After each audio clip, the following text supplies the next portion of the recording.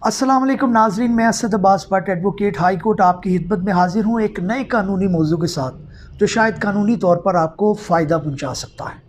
जी हाँ नाजरीन, कुछ भी हो इस चीज़ को मान कर चलना पड़ता है कि कानून की इन्फॉर्मेशन और मालूमात बहुत ज़रूरी है, क्योंकि नहीं पता चलता कि ज़िंदगी में कब किसी कानूनी मालूमात की ज़रूरत पड़ जाए। तो नाज़रीन, आज का भी लोग भी इसी सिलसिले की एक कड़ी है और आज हम एक इम्पॉर्टेंट टॉपिक के बारे में बात करने जा रहे हैं जो ओवरसीज़ पाकिस्तानियों से रिलेटेड है।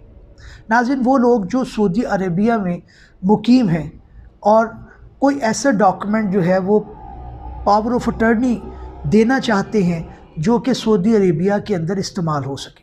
यानी ये कि एक बंदा अगर सऊदीया के अंदर कोई जॉब करता था और अब उसके कुछ रकम जो है वो बैंक के अंदर पड़ी है या उसकी कोई प्रॉपर्टी है जिसको वो डिस्पोज ऑफ करना चाहता है, चाहे वो मूवेबल हो या इमूवेबल हो, लेकिन अब वो पाकिस्तान के अंदर आ चुका है और वो सऊदीया किसी वजह से नहीं जा सकता, तो नाज़रीन उसको एक मुख्तारनामा ख़ास या आम जो है वो देना पड़ेगा। उसका क्या प्रोसीजर है, उसके अंदर फ़ॉरेन ऑफिस जो है किस हद तक इन्वॉल्व है, उसकी ड्राफ्टिंग किस तरह से होनी चाहिए, क्या उसको इंग्लिश में होना चाहिए या अरेबिक लैंग्वेज के अंदर होना चाहिए या किसी दूसरी ज़ुबान के अंदर होना चाहिए। नाज़रीन, कौन कौन से स्टेप उसके अंदर इन्वॉल्व हैं, इन सारे क्वेश्चंस को डिस्कस करेंगे।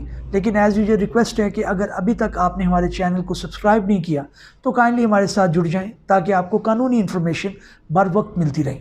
तो आइए अपनी बात का आगाज़ करते हैं और स्टेप्स के अंदर इनको डिस्कस करते हैं। नाज़रीन, सबसे पहले पावर ऑफ अटर्नी, चाहे आपने ओवरसीज़ से पाकिस्तान के अंदर भेजना हो या फिर पाकिस्तान से बाहर भेजना हो, उसको ड्राफ्टिंग और उसकी लैंग्वेज बहुत ज़्यादा इम्पोर्टेंट है। यानी ये कि आपने उसको लीगल तरीके से ड्राफ्ट कराना है और कोई इस तरह की पावर बाकी ना रह जाए जिसकी आपको ज़रूरत हो। अक्सर हमने देखा ये है कि पावर ऑफ अटर्नी बाहर से आते हैं, उनको कॉपी पेस्ट किया होता है किसी ड्राफ्ट को लेके और पता चलता है कि किसी ख़ास मकसद के लिए जो भेजा गया था उसके अंदर वो पावर या वो इख्तियार जो है वो दिया नहीं गया। तो अब ये सारा प्रोसीजर ख़राब हो गया है, उसको नया बनाना पड़ेगा।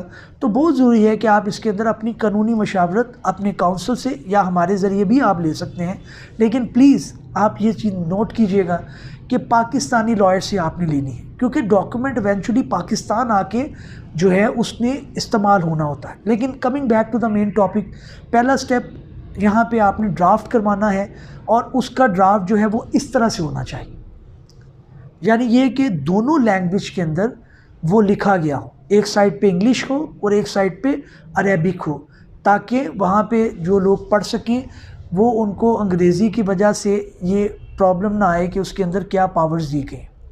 जब आप इस ड्राफ्ट को बना लेते हैं, अगला अमूमन सवाल आता है कि जनाब ये स्टैम्प पेपर पे होना चाहिए, तो आप इसको स्टैम्प पेपर पर पाकिस्तान से, क्योंकि आप सऊदीया भेज रहे हैं, तो आप इसको स्टैम्प पेपर पे कर सकते हैं।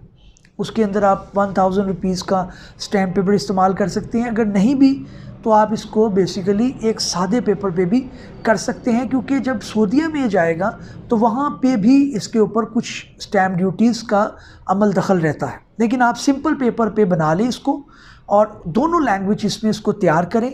और सेकंड स्टेप ये है कि आपने इसको अटेस्ट करवाना है फ़ॉरेन ऑफिस से। पाकिस्तान के अंदर जो फ़ॉरेन ऑफिस हैं वो लाहौर के अंदर कैंप भी है, इस्लामाबाद के अंदर भी है, इस तरह कराची में भी है, बड़ी सिटीज़ के अंदर वो कैंप मौजूद हैं। और जो पावर दे रहा है, जैसे मैंने अब शुरू में कहा कि हम एक फ़र्ज़ कर लेते हैं, एक शख्स जो है वो पाकिस्तान के अंदर है और वो सऊदीया के अंदर अपनी किसी प्रॉपर्टी डिस्पोज ऑफ करवाना चाहता है, कोई बैंक से रकम लेना चाहता है, कोई उसके अकामे का मसला था, उसका कोई इस तरह की प्रॉब्लम थी जिसके लिए उसको इख्तियार देना पड़ रहा है किसी अटर्नी को, तो वो बेसिकली यहाँ से भेज रहे हैं। तो अब आपने दूसरा स्टेप ये याद रखना है कि आपने फ़ॉरेन ऑफिस से उसको अटेस्ट करवाना है। अटेस्ट करवाने के लिए उस शख्स को जाना पड़ेगा जो पावर दे रहा है। जब आप वहाँ से अटेस्ट करवा लेते हैं तो तीसरी रिक्वायरमेंट इसके अंदर जो है वो सऊदी एम्बेसी जो पाकिस्तान के अंदर या सऊदी कौंसलेट जो है उसके अंदर भी आपको उसकी अटेस्टेशन करवानी है। यहाँ पे आपके पास दो ऑप्शन मौजूद हैं, आप हमारे ज़रिए टेस्ट करवा सकते हैं सऊदी एम्बेसी से, या फिर आप ख़ुद भी जाके वहाँ से एम्बेसी से या कौंसलेट से ख़ुद भी जाके अटेस्ट करवा सकते हैं। अगर हमारे ज़रिए देते हैं तो हम आपको डाक के ज़रिए वो डॉक्यूमेंट आपको वापस दे सकते हैं। अगली जो इसके अंदर बात यह है कि वो डॉक्यूमेंट जब दोनों जगह से टेस्ट हो गया, फ़ॉरेन ऑफिस पाकिस्तान से और सऊदी एम्बेसी या सऊदी कौंसलेट से, तो उसके बाद ये डॉक्यूमेंट आपने अरसाल कर देना है उस शख्स को, या फिर बाय हैंड भी आप दे सकते हैं कि वो सऊदीया के अंदर जिसको आपने पावर दी है वो इसको इस्तेमाल कर सके।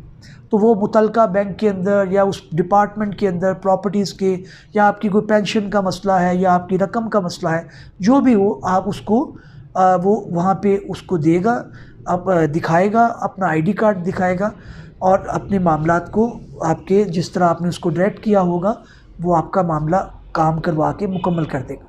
बस इम्पॉर्टेंट चीज़ ये है कि आप जिस शख्स का कवायद दे रहे हैं, जिसको पावर ऑफ अटर्नी दे रहे हैं, काइंडली उसको भी आपने प्रॉपरली डिस्क्राइब करना है, उसका अकामा नंबर, उसकी जो है वो आईडी कार्ड नंबर, उसका पासपोर्ट नंबर, अपना पासपोर्ट नंबर, ये चीज़ें आपने डिटेल के अंदर लिखनी है ताकि उसके अंदर कोई एम्बिग्विटी ना रहे और आपका डॉक्यूमेंट जो है वो रेडी टू यूज़ हो।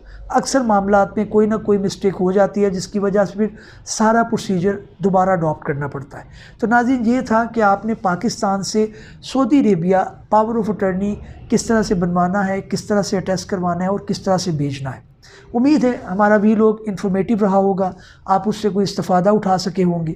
अगर आपको इसी तरह के कोई क्वेश्चन का सामना है तो काइंडली आपको हमारे कमेंट्स बॉक्स में लिखें, हमारी लीगल टीम उसको एड्रेस करेगी, उसको आंसर करेगी और आपको लीगल सलूशन प्रोवाइड करेगी। नाज़रीन, इसी के साथ इजाज़त दीजिए, किसी नए वीलॉग में किसी नए कानूनी टॉपिक के साथ आपकी खिदमत में फिर हाजिर होंगे। तब तक इजाज़त दीजिए। अल्लाह हाफ़िज़। Thank you very much.